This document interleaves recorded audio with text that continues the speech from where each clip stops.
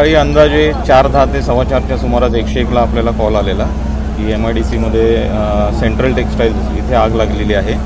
तर MIDC हद्दीमध्येच आपलं अग्निशमन केंद्र आहे, त्यामुळे आपण तिथे तत्परता दाखवून सुरुवातीला आपले एक अग्निशमन वाहन इथे आलेलं। आगीचं स्वरूप बघून आपण सगळ्या सोलापूर महानगरपालिकेमधल्या ज्या आपल्या सगळे फायर स्टेशन्स आहेत त्या सगळ्या फायर स्टेशन्सला आपण इन्फॉर्म केलं आणि ते तत्परता दाखवून सर्व गाड्या इथे आल्या। नंतर आम्हाला कळालं की इथे इंजुरीज आहेत किंवा माणसं ट्रॅप झालेली आहेत, फसलेली आहेत। तर सुरुवातीला साईड मार्जिनचा इश्यू जर पाहिला तर तिकडे पत्रे वगैरे टाकलेले, आम्हाला आत जायला चान्स नव्हतं। तर आम्ही शिडीचा वापर करून लॅडर वापरून वरती 3 जणांना बाहेर काढलेलं आहे, त्यामध्ये 1 महिला आणि 2 पुरुष असा समावेश आहे।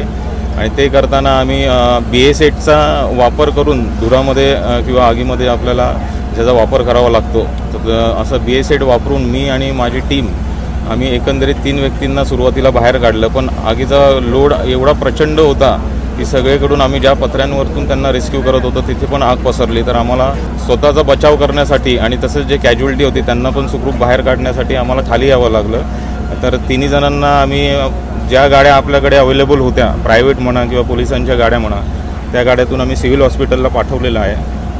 आणि आता एकंदरीत आपण पाहताय की इथे पंढरपूर नगर परिषदची गाडी, अक्कलकोट नगर परिषदची गाडी, NTPCची गाडी आहे, परत चिंचोली MIDC या गाड्यांना पण आपण पाचारण करायला सांगितलेलं आणि त्या घटनास्थळी इथे आलेल्या आहेत आणि आग आटोक्यात आणण्याचे काम चालू आहे। स्थानिक लोकांकडे चौकशी केली असता अजून 4 ते 5 व्यक्ती आतमध्ये ट्रॅप आहेत असं सांगितलं जातं आहे। तर आगीवर जसं नियंत्रण करण्याचा आपण पाहताय की प्रयत्न पूर्ण जोश ह्याच्याने चालू आहे, पूर्ण प्रयत्न केले जाते।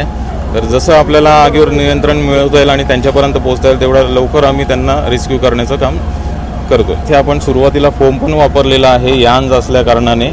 आणि जसं मी सांगितलं की महानगरपालिकेच्या 5 गाड्या आहेत त्या सतत ये-जा करून पाणी भरून येत आहेत आणि इतर 4 गाड्या आहेत, तसेच आपल्या रेस्क्यू व्हॅन पण आहेत, त्याच्या सहाय्याने आपण वरच्या खिडक्या वगैरे तोडून त्या 3 व्यक्तींना बाहेर काढलेलं।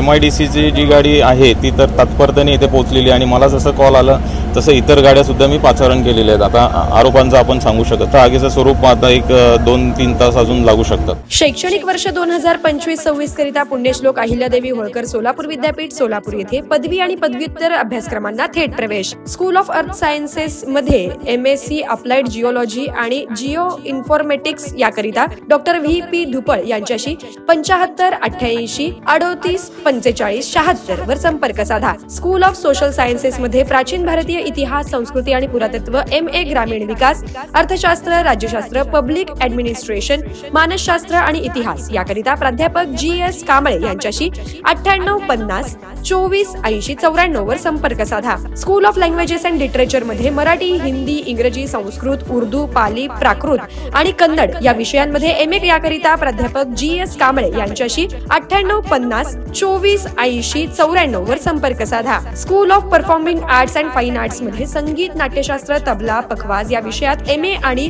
दृश्यकला शाखेत MVA master of visual arts याकरिता डॉक्टर JD माशाळे यांना 90 11 08 98 62 वर संपर्क साधा। School of commerce and management मध्ये ऍडव्हान्स्ड अकाउंटन्सी आणि ऍडव्हान्स्ड बँकिंग या विषयात MCOM करिता डॉक्टर RS मेंते यांच्याशी 94 22 45 88 68 वर संपर्क साधा। स्कूल ऑफ टेक्नॉलॉजी मध्ये कॉस्मेटिक तंत्रज्ञानात 5 वर्षाचा एकात्मिक MTech डॉक्टर AS लावण यांच्याशी 99 21 86 43 43 वर संपर्क साधा।